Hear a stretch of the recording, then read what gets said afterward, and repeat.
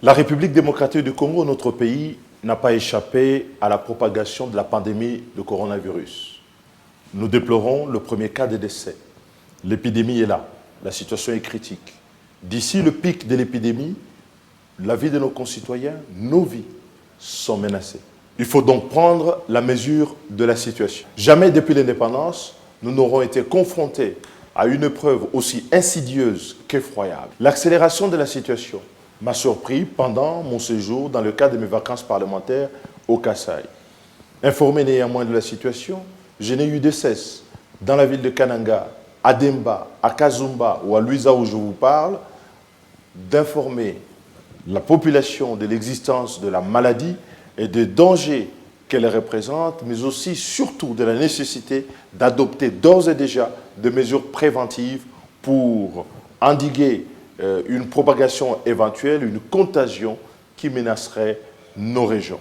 C'est ainsi que nous avons invité chacun à respecter scrupuleusement les prescriptions édictées par l'OMS dans le cadre de la riposte contre le coronavirus. C'est donc tout naturellement que nous avons salué les mesures gouvernementales édictées dans le cadre de la stratégie de riposte contre le coronavirus et dont la direction a été confiée à un éminent fils de notre pays, à la personne du docteur Jean-Jacques Mouyembe, en qui nous avons confiance dans la capacité à conduire cette importante action gouvernementale.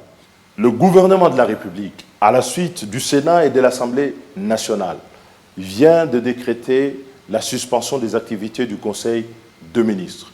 Nous en appelons au président de la République de déclarer l'état d'urgence compte tenu de la dégradation de la situation sanitaire de notre pays et surtout de suspendre les activités de toutes les institutions délibérantes, et je pense en particulier aux assemblées provinciales dont la reprise des sessions est prévue d'ici la fin de ce mois.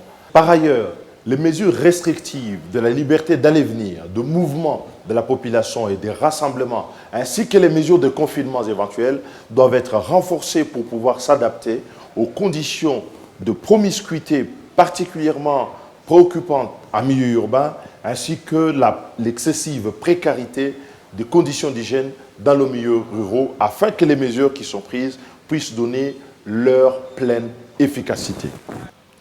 En attendant que la recherche nous donne la solution définitive face à cette maladie, nous n'avons d'autre choix que d'observer chacun ces mesures d'hygiène élémentaires que nous recommande l'OMS. Se laver abondamment les mains, à l'eau et régulièrement pendant la journée. Mais gardons notre optimisme. Nous avons vaincu plusieurs crises d'Ebola. Celle-là, nous parviendrons à la vaincre. Dans l'unité, la discipline, l'exemplarité, nous parviendrons à bout de cette maladie qui menace l'humanité tout entière, qui sillonne le monde et a fini par frapper à nos portes.